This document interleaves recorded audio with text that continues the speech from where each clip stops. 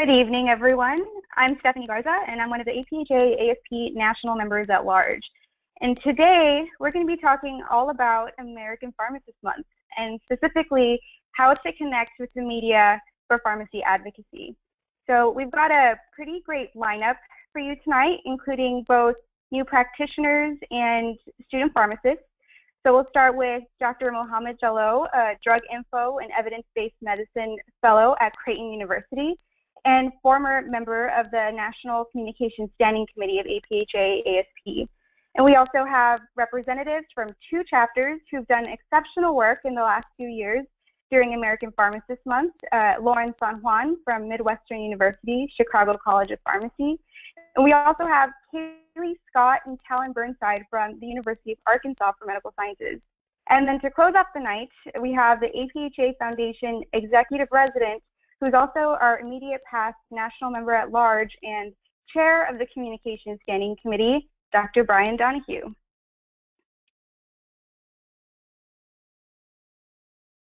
And now before we get started, we'll go over some webinar procedures. Everyone's currently in listen-only mode, and you can listen in through your computer speakers or through the phone using the phone number and access code on your screen. We just ask that you please mute yourself in order to avoid some background noise in case you are using your phone. And in order to ask a question at the end of the webinar, use the raise hand button. We'll unmute you at that point and you'll be able to ask a question. But throughout the webinar, don't hesitate to ask questions in the question box of your control panel, and then we'll get to them at the end of the webinar. So we'll start with our why. Why do we celebrate American Pharmacist Month? This is an event that we celebrate every October, so what's the point? Why do we do it? American Pharmacist Month is a perfect opportunity to connect the pharmacist to the public. We want to promote pharmacists as the medication experts, as part of the healthcare team, and we want to show that pharmacists are directly involved in patient care. Because we all know that. We know that pharmacies come a long way, and even in just the last few years, we don't just fill prescriptions anymore. But that's not something that everyone knows. And American Pharmacist Month is the perfect opportunity to get that message across, to connect the pharmacists to the public. And the way we do that is through education, through advocacy. So who exactly are we trying to educate? As you're planning an event, it's really important that you know who your audience is or who you're trying to reach. You can be trying to reach your community or your patients, legislators, people within our own profession, so fellow practitioners, student pharmacists, our professors, maybe even pharmacy technicians, and even other healthcare professionals. But how are you going to connect to these groups?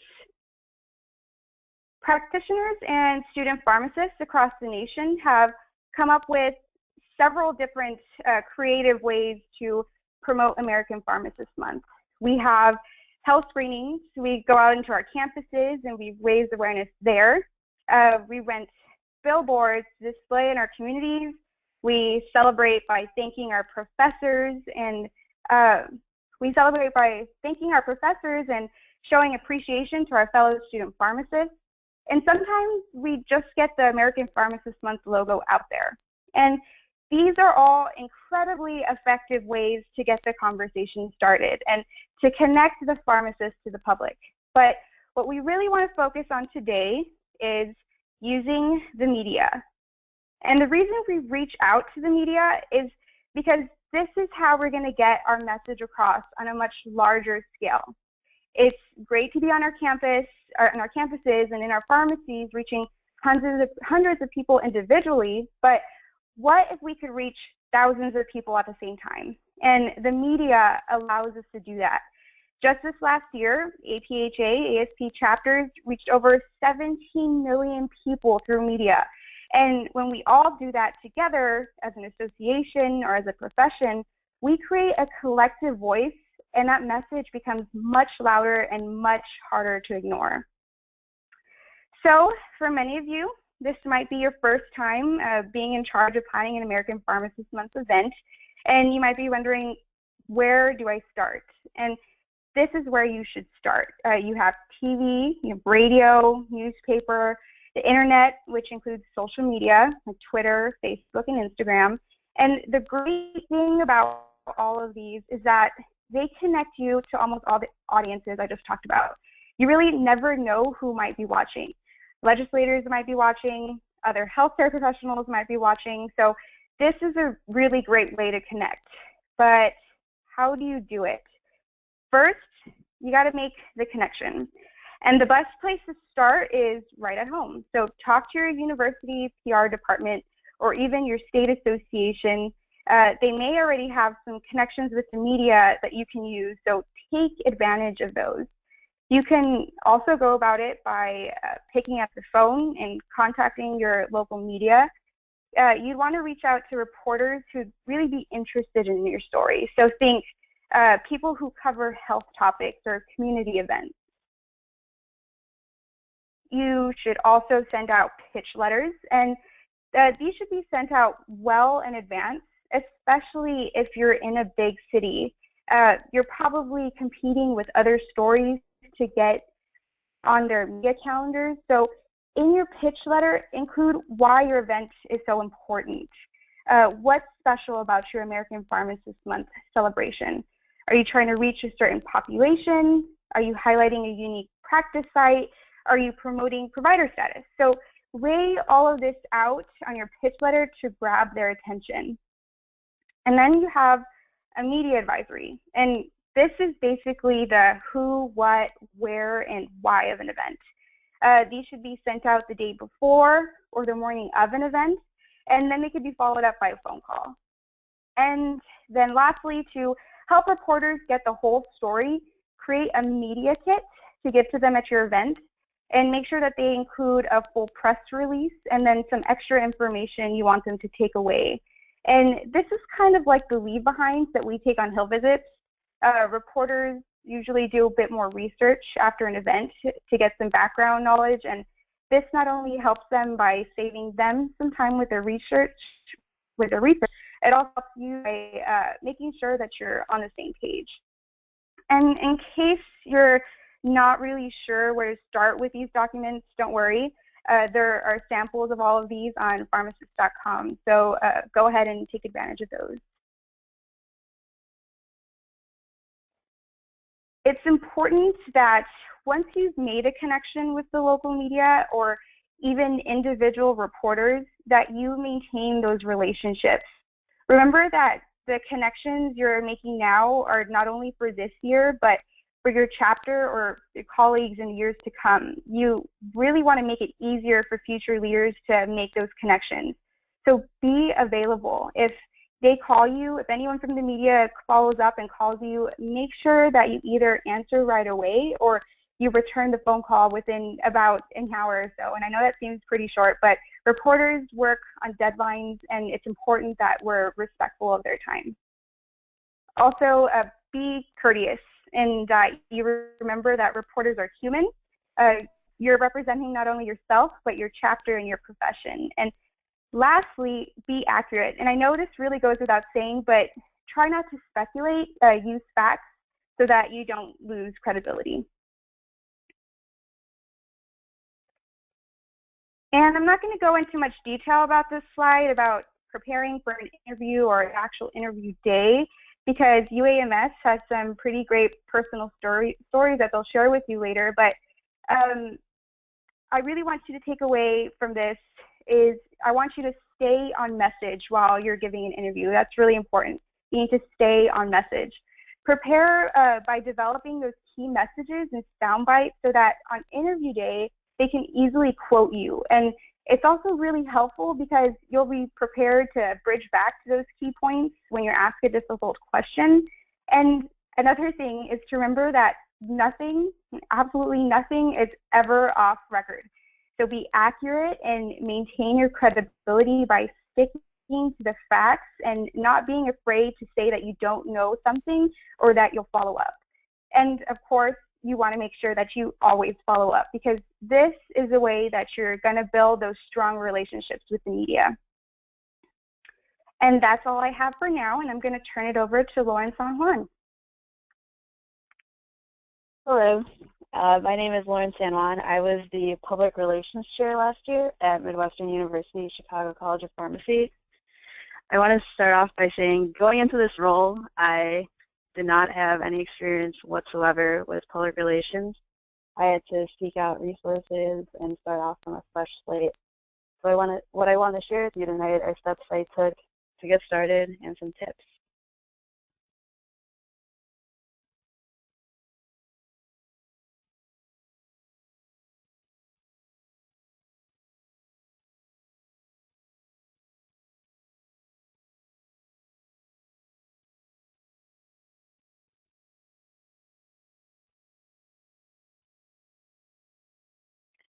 So last year, we had two highlights for American Pharmacists Month. We had several events, but these two are our biggest ones. Each year we have the mayor of Downers Grove proclaim October as American Pharmacist Month at our meeting. And last year, for the first time, we did a Media and Advocacy Day with surrounding APhA-ASP chapters in the downtown Chicago area. We invited them to come and meet us outside of ABC 7 Chicago, and afterwards we showed up outside of the studio wearing our white coats and waving our banner. In the photo there you can see that we made it on air, which is really exciting. Then afterwards we walked together to Millennium Park and had flyers with the American Pharmacist Month slogan on it, and we just told tourists, anyone who was around, about how important it is to pharmacists in healthcare. So these are some pretty big events for our chapter, and I knew as public relations chair, I wanted to publicize them somehow. So I started off by Googling who covered our proclamation in the past, because that's something that we've done year after year. So I found our public relations person from Midwestern. I sent her an email, asked her advice on where to get started and how to go about writing a press release, because that's something I haven't done before. And the email she sent me back was really helpful. She gave me example press releases she's used for previous articles, and she offered to edit the press releases I'd write. And additionally, she offered to send them off to the media outlets that she had relationships with. And this is the result of that relationship. I wrote two press releases last year, one at the beginning of American Pharmacist Month and one in the middle after we had our pretty big Media and Advocacy Day event. These are a few of the several outlets we ended up in. We have the Chicago Tribune here and Pharmacy Times, which is really exciting. So don't let advocacy stop at the end of your event. You can utilize media and press releases to keep advocacy going. It's a great way to let the community know what you're up to.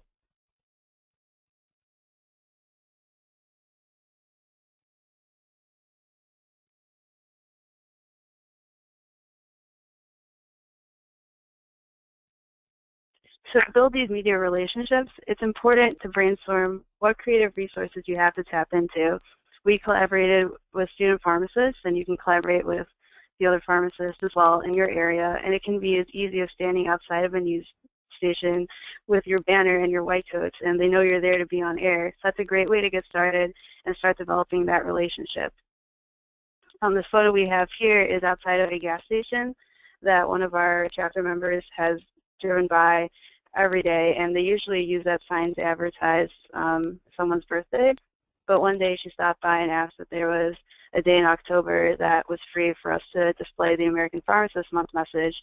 So that's how we got that going. And now when people are just sitting there stuck in traffic at this busy intersection, they can look over and reflect on that slogan. Other resources you have are any resources at school, such as your communications department. If there's a public relations person that you can have help you with bringing your message out to their media outlets they have connections with, and periodicals such as your college newsletters, newspapers, and also local radio if your university has a radio station. And if you're having a successful event, go ahead and repeat it. Last year, our Media and Advocacy Day was pretty successful, so we are repeating it again this month at October 17th. There is a Facebook event if you're interested in joining, if you're in the area.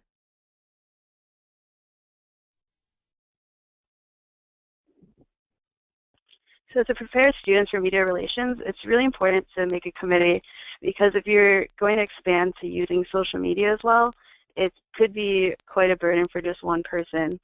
Also, creating a committee is great so you can survey who's interested in this type of work and trying to encourage those individuals to run for future leadership roles. So in terms of succession planning, it's also important to have a transition meeting near the end of the year so those people can train the next leaders. And at those meetings, it's also important to leave behind some sort of physical resource for those future leaders to consult. At my chapter, myself and another chapter member created a communications guide to pass down to the next person. So this way, it's something that that person can consult instead of you leaving them saying, oh, you can call or email me if you have any questions.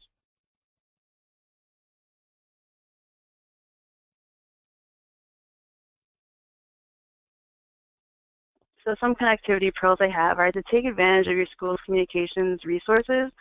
They have been building these relationships over time, and when anything happens, they know who to call. So if so for example, our Pharmacy Times connection is probably a resource that I wouldn't have even thought of if I were going about this on my own. To get ideas of who to send press releases to, it's a good idea to research past articles written about your school and who did them. And if you're interested in starting on social media, it's good to start with one if you're beginning, such as Facebook. That's one I would recommend starting off with first. And then you can expand to Instagram and Twitter. And some tips for using Facebook: you want to strategically post during peak times, and by that I mean times where people are most likely to be online, which is what we find is early evening. And if you have any photos, to tag individuals that are involved, and that way you can expand your reach. Lastly, don't forget about your state association. During American Pharmacist Month, they'll be excited to know about what you're doing, and I bet they'll be willing to showcase that on their social media, and that's a way for you to expand your advocacy reach. So this is a photo here showed by the Illinois Pharmacists Association. This concludes my portion. If you'd like to see any of the materials that I talked about, or if you have any questions, you can feel free to email me.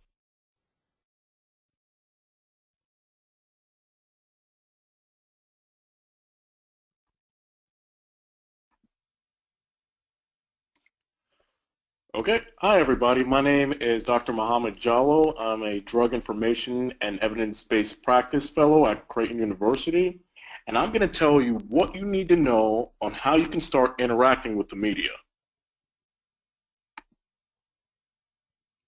Now, to give you some history about me, I've been somewhat featured on Good Morning America, similar to other students where we were advocating for Pharmacist Month, and there were some reporters that came and asked us questions.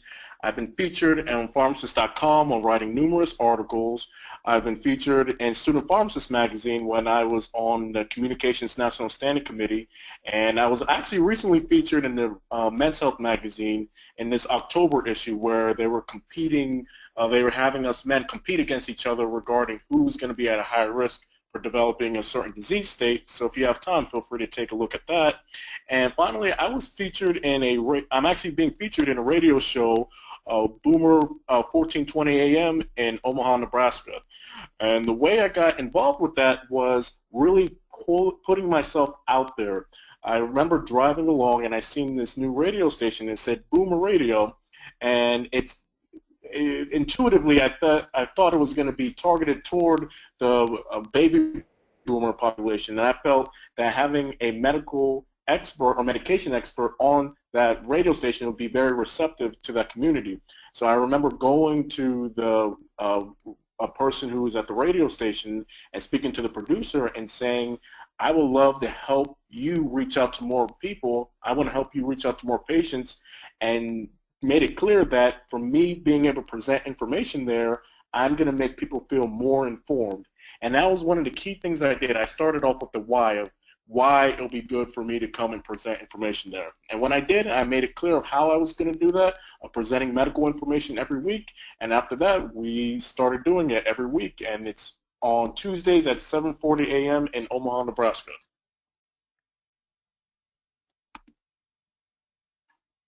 Now, I would say the top 3 steps to establish or maintain any relationship with the media, kind of like what I did, is really being credible, being strategic, and being prepared. If you follow these 3 steps, you will be able to successfully establish a relationship with the media, whether it's with a television show, whether it's with a radio show, or whether it's with a magazine or a newspaper. Now first, credibility. The quote I love to live by is, build your credibility so you won't have to say the same thing twice. And the reality is as students, we might not be seen as being credible to other people. And for example, let's say if you have one of your family members, they might ask you, oh, I have this medication, and they might be more receptive to their physician versus you as a student who knows a lot about medications. And that's where, unfortunately, it is basically credibility. And one thing you can do, which was kind of referenced before, is speaking out to the public relations groups that manages like the magazine and manages like the television show, but have your presidents or faculty advisors contact them, because they're going to be more receptive to you if you are a president or faculty advisor versus if you're a student. And after your faculty advisor or president establishes that relationship, then you as a student can be able to communicate with them more and be able to establish a relationship where they might be more receptive to what you have to say. So bottom line, one thing you want to do is have your presidents or faculty advisors make that initial connection. Next, strategy. Quote I love to live by, tactics without strategy is a noise before defeat. You want to be strategic when you're communicating with the PR group or regarding the television show or regarding the newspaper or regarding the radio station. And one thing you can do is being strategic is letting them know that you are up to date and constantly communicating with them or letting them know that, hey, I know this information. So for example, if a new study comes out or a new medication comes out, you can send them a quick email letting them know, saying, hey, we know this new information is out and we would like to help communicate that with you if you would allow us to. And that's going to show them that you are being prepared. And that's going right into our next thing of, quote, by failing to prepare, you're preparing to fail.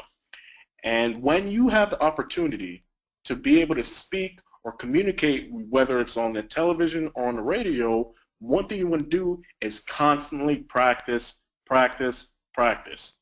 When you practice, you find out where you're finding any flaws that you might have when you communicate. When you practice, you feel more comfortable and confident, and you want to practice to the point where you don't need to use note cards. Because you've probably seen on television, whenever someone's reporting the news, it's not really common that someone is going to be using note cards. You're just going to see them speaking verbally without the use of note cards. So bottom line, constantly practice, practice, practice.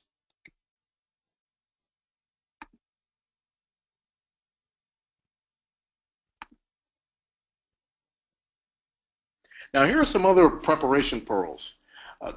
Some terminology you might want to communicate whenever you're presenting to any of the PR group or to the television and newspaper is, say our actual profession, say pharmacist, physician, say dentist. That shows that you're informed and you're credible, and you don't want to use generic terms such as doctor, because technically we're doctors. As pharmacists, we're technically doctors. We have a doctorate in pharmacy, or dentists are doctors as well. And you want to be clear of what perspective this information is coming from, whether it's coming from a pharmacist, a physician, or a nurse.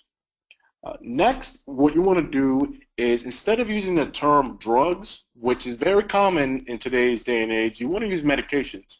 Drugs, unfortunately, has a false association, and it doesn't really have a positive connotation with it. So, and medications will be more receptive, and it shows that you're more credible as a source, and you're coming from that perspective as a pharmacist using correct terminology.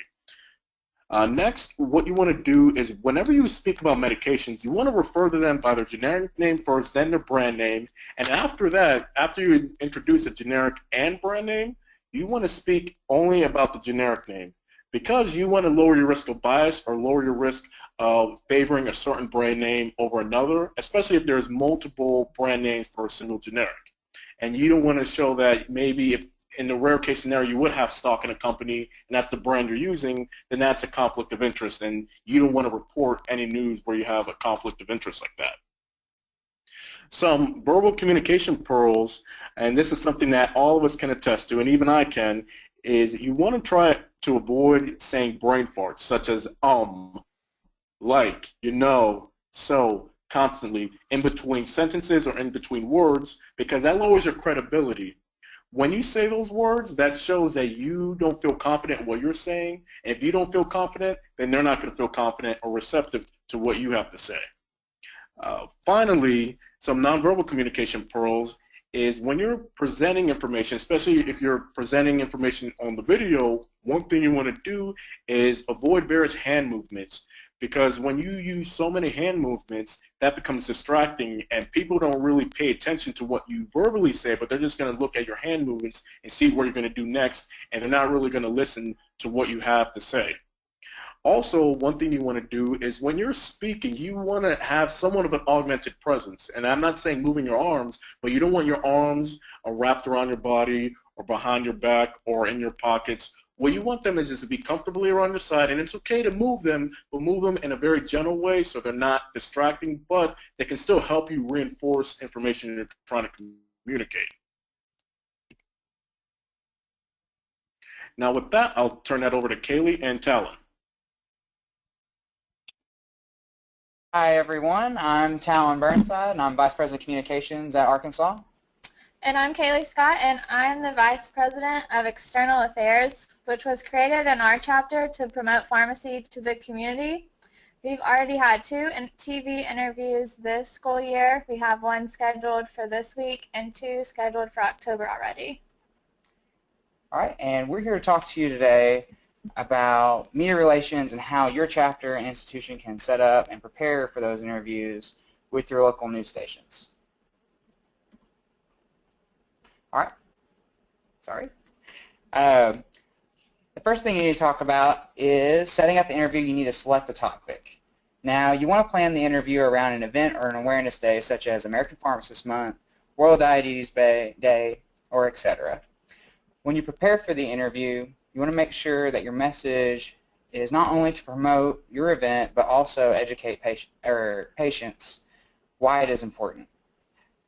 We plan an interview around our annual statewide health screening, and when we promote the screening, we explain not only what the event is, but also inform patients of the services that pharmacists provide, such as blood pressure, blood glucose, cholesterol, etc. And whenever you do set up the interview and select a topic, you also need to formulate your why.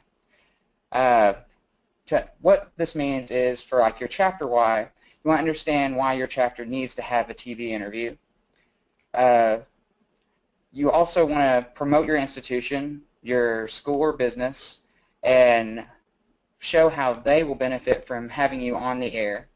And then the last one is also a why for the news station. This is important for the news station's audience to understand why it's important that us as pharmacists and student pharmacists are on the news and spreading our word as pharmacists. So after selecting a topic, the next step is setting up the interview.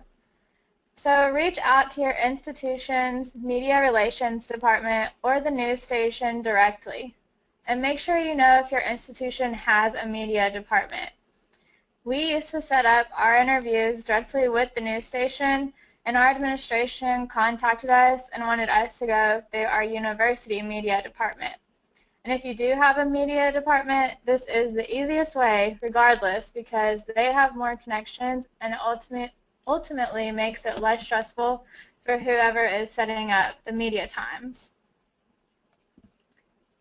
Give the media department or news station a minimum of 1 month notice.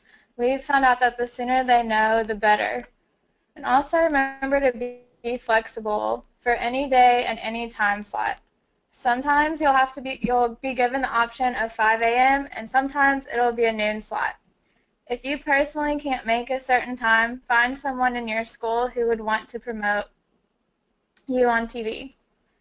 Provide your why to the media department so that they have details to use as persuasion as to why you should get that media time. This is where you can include statistics about your specific topic in your state or area. And remember when you're working with your media department to be patient, because sometimes you'll email them and they don't respond back as quickly as you want, But keep in mind that you're not the only college that they may be working with if they're working for your whole institution, but they will get back to you. Okay, next part is prepping for the interview. You always want to have 2 participants in the TV interview. No matter who you are, everyone gets nervous, and if you're interviewing by yourself, then there's a chance that you could get stage fright. If 2 people complete the interview, then the other participant can help out with any questions that are asked in case the other person doesn't know the answer. All right, you also want to pick someone who's close to the project being promoted.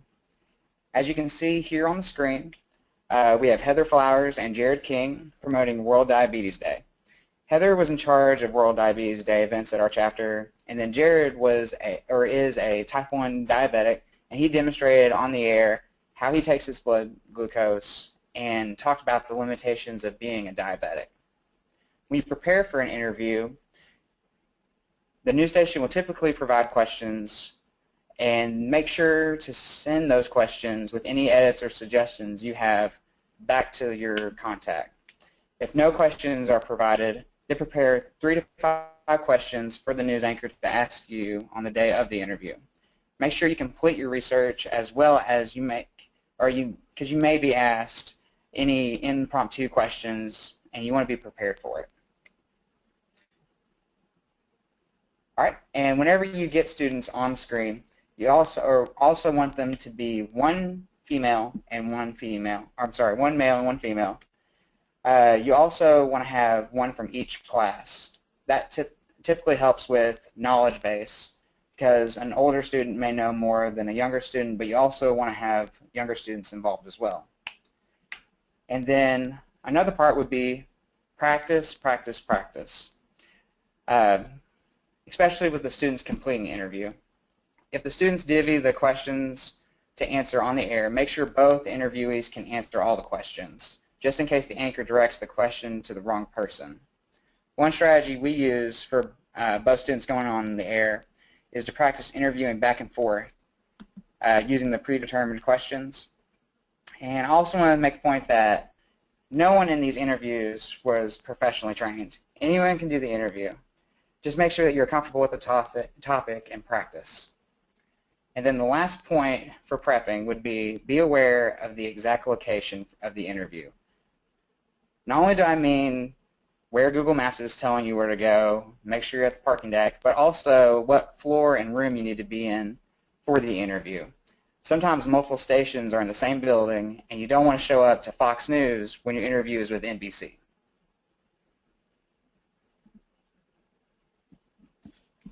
So for the day of the interview, arrive 1 hour prior to the interview time. And remember to be flexible when you do arrive. Sometimes the air time they tell you ends up not being the actual time that you go on. Also, depending on other events that come up, such as inclement weather, your time may be cut short.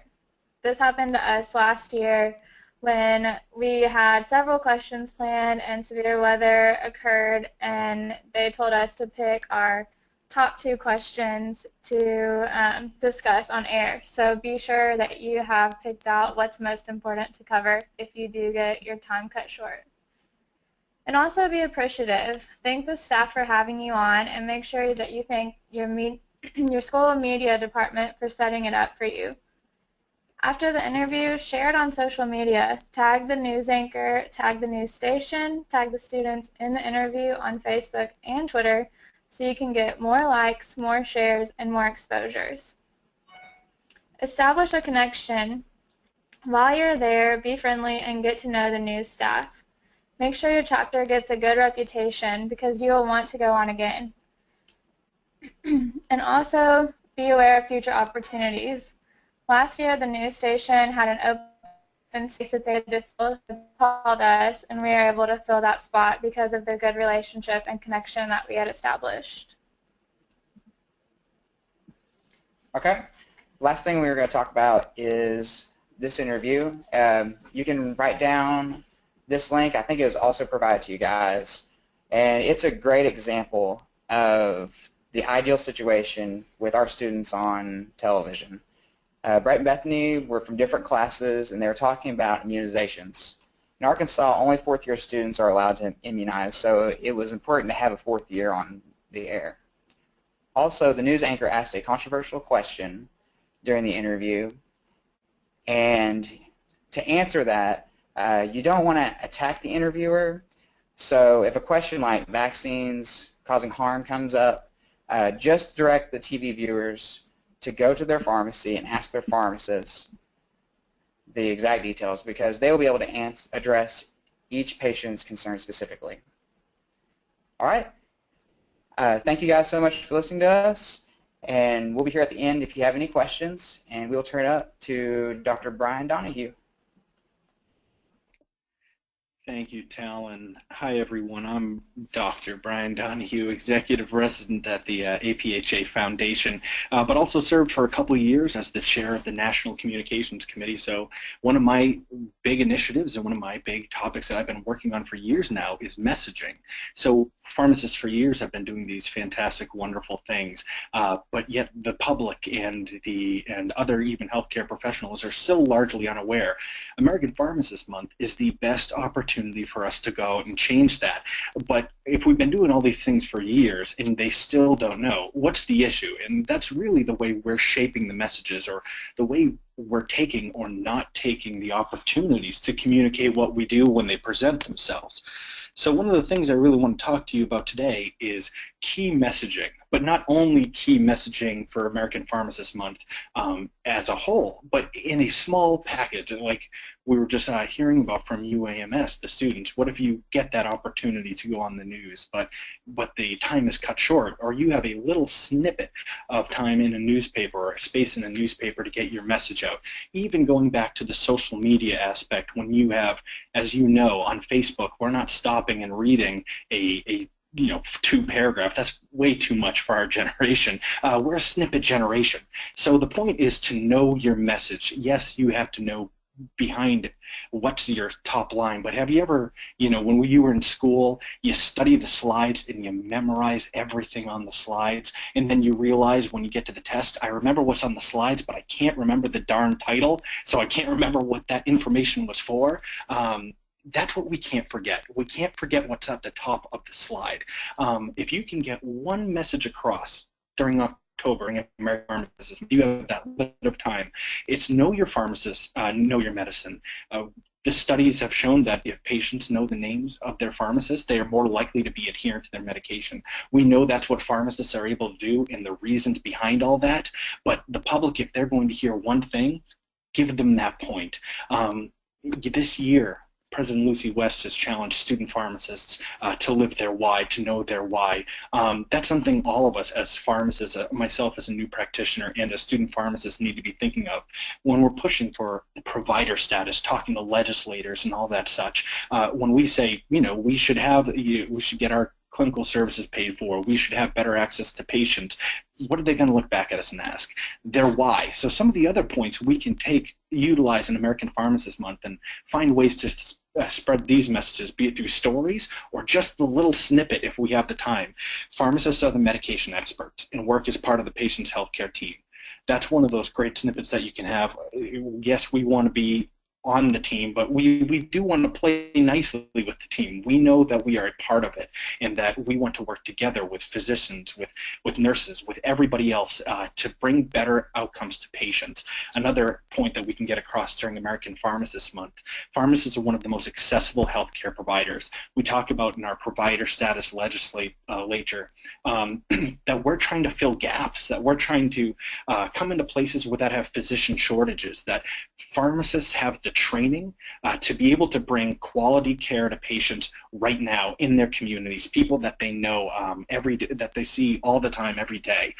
We're able to bring that to patients if we were allowed to, and that's the kind of why that we need to be spreading back to the public, the things that we aren't able to do, but we can do if given the opportunity. And at the bottom line, patients' health outcomes improve when pharmacists are a part of the healthcare team.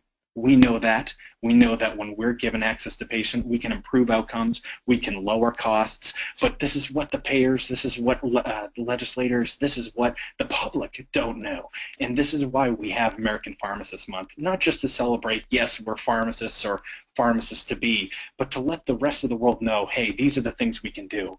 And whether we have time to find the stories, the great stories in our community or at our chapter or within our practice that showcase these points right here, that's wonderful. Use social media, talk to the local news, the newspapers, or just your patients even. Find the stories that are able to do that. But if you only have a moment, don't forget what's at the top of the slide. Know your pharmacist, know your medicine. That's the #1 message we're trying to get across. And then some of those other key points, if we only have a second to get across, this is what we want you to know, bottom line.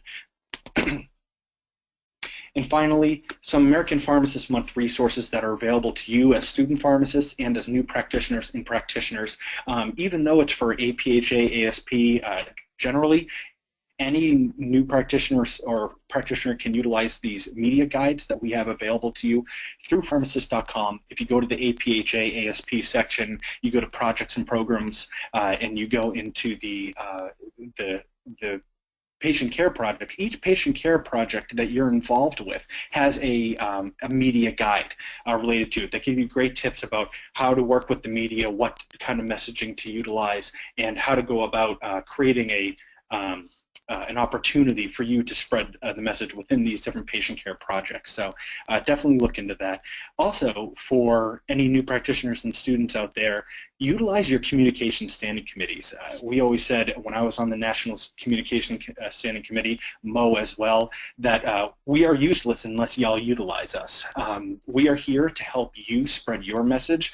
We are sure doing things on a national level, but the great wonderful stories that happen day in, day out are at the patient care projects within your local communities. Those are the great things that are going to change our profession if people hear about it. So if you have a great story or you want to know how to better relate your story during American Pharmacist Month, reach out to the standing committee.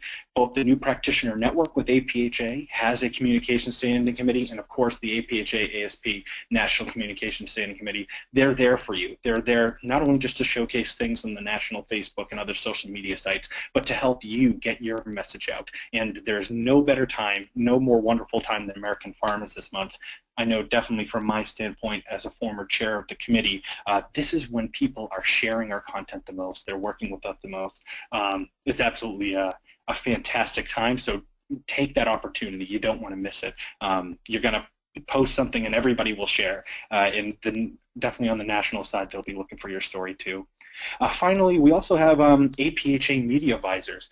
There are individuals involved with APhA throughout the country, coast to coast, that are actually trained, that are media trained, and they know how to deal with media in all sorts of these situations.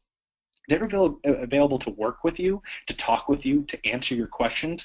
If you have an interest, if you have an opportunity coming up, or you want to get involved in a media opportunity, contact us at aphm@aphanet.org.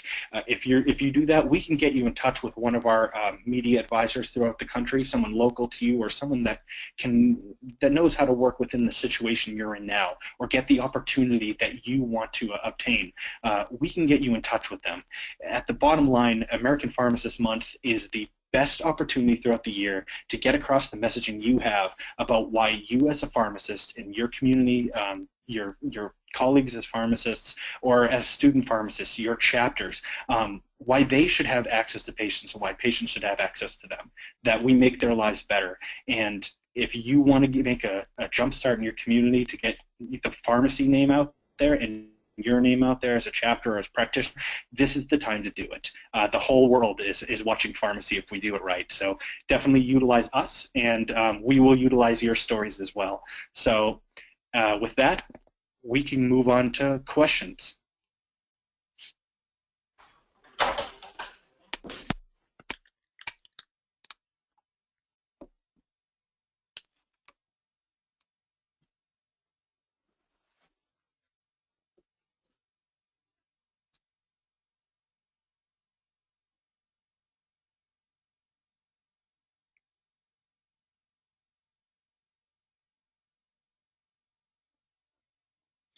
This is Dr. Mohammed Jallo. If you have a question, feel free to ask it because 9 times out of 10, if you have a question, someone else probably has that same exact question. And we're here to help and serve you.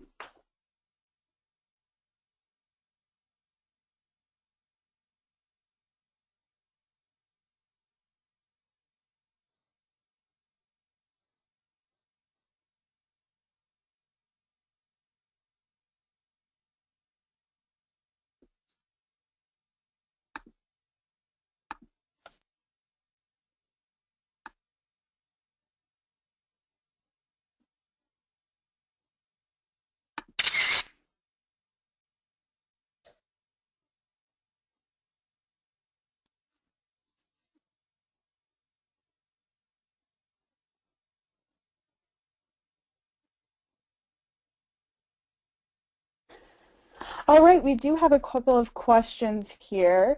One of our questions is, how do we find out who to contact in our state association in regards to events we are hosting on a chapter level? So maybe Lauren can speak to this and her involvement with the state association. Yeah, I would just start off with talking to the executive director. I have a pretty good working relationship with my executive director, so whenever something comes up, he's the first person I contact, and he can always refer me to someone else if need be.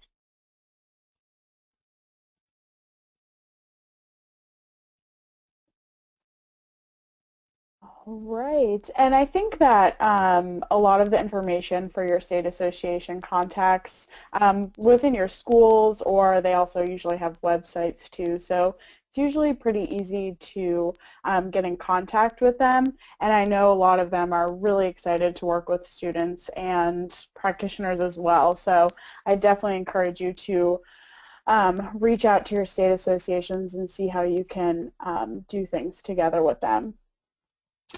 Our next question is from a student named Randall. She said, Steph mentioned speaking to reporters for health issues and community coordinators. How do we identify those contacts? Good question. So your first move would be to call your local media. You can probably look online. They probably have some contact information online. And another way to do it would be to watch your local news and see who those people are who are reporting and take down those names so that you kind of have a direction, you know who to look for. But first things first would be to make a phone call and ask for those people. Very good. I have another question here. Do all media outlets require and or expect pitch letters? Is that one for me too? Yeah, you can answer that one. All right. Okay, so they don't. They definitely don't require pitch letters, but especially when you're in a bigger city, you're competing for to get on that timeline. So it would be really beneficial to you and your chapter to send one out because that's how you're going to get their attention. This is your opportunity to show what your event's about, show what your American Pharmacist Month celebration's about. So I would really I would suggest that you do make one. Very good. Thanks, Steph.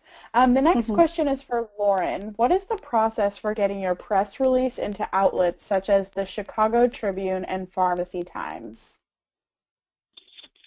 Well, this is where utilizing my public relations person at my school really came in handy because she's the one that already has a working relationship with those individuals that are responsible for that.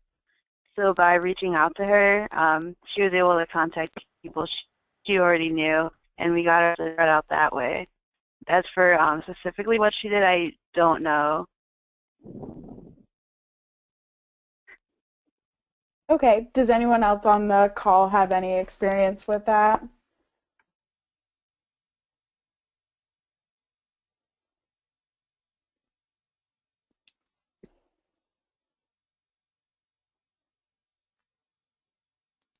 All right, well, our next question is, will these slides be available after this webinar? This webinar is being recorded, so the webinar will be available on the website as well as on our YouTube channel, so you'll be able to go back and check it out there. Our next question is for Mo. So Mo, how do you handle difficult or unexpected questions? That's a good question.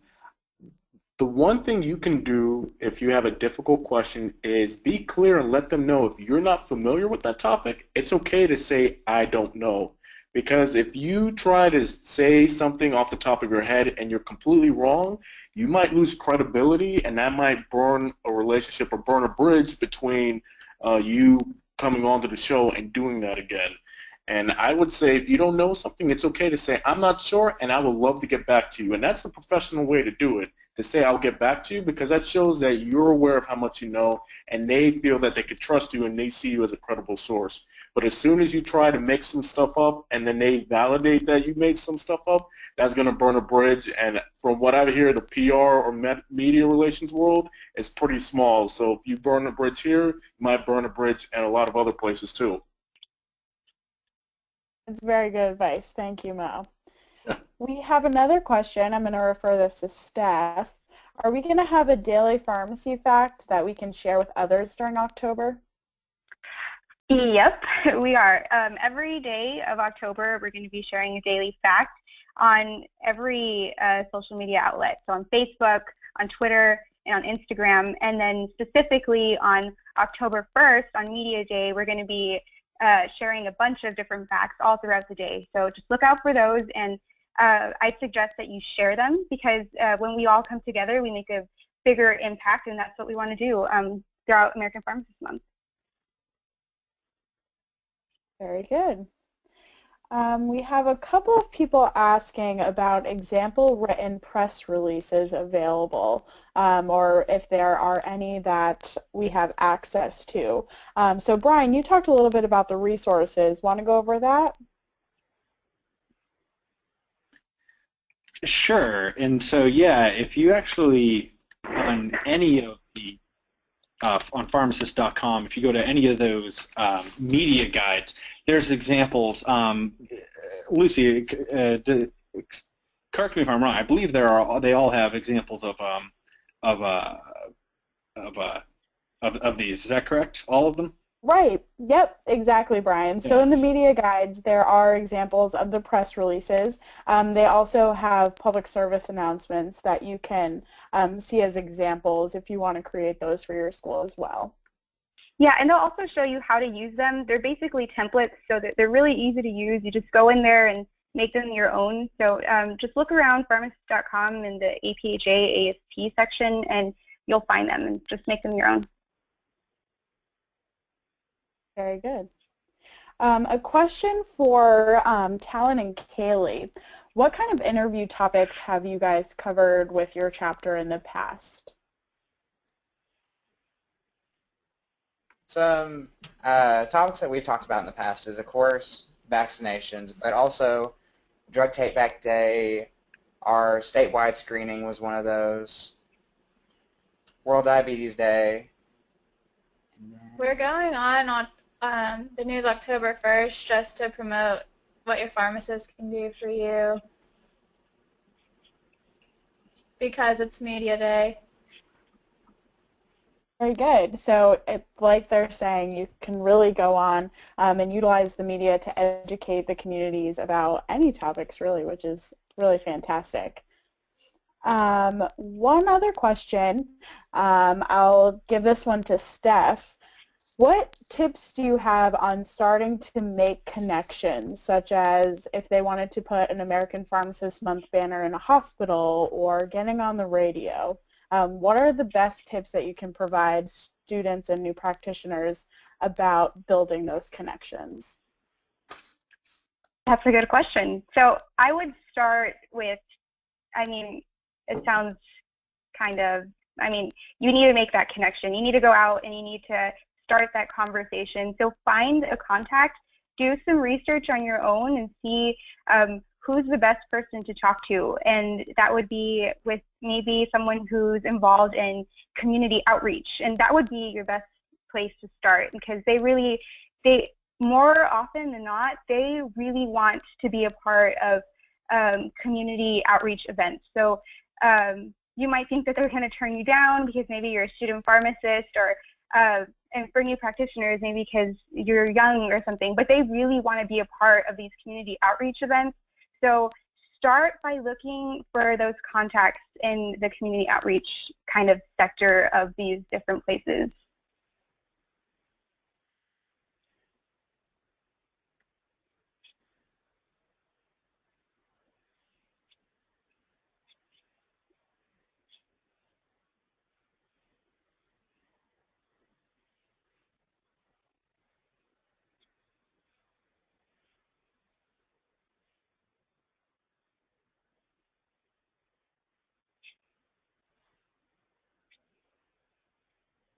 Very good.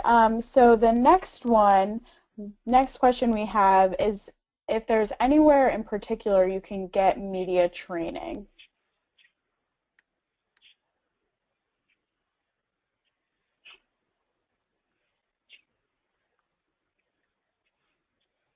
This is Mohammed. I think I could possibly answer this.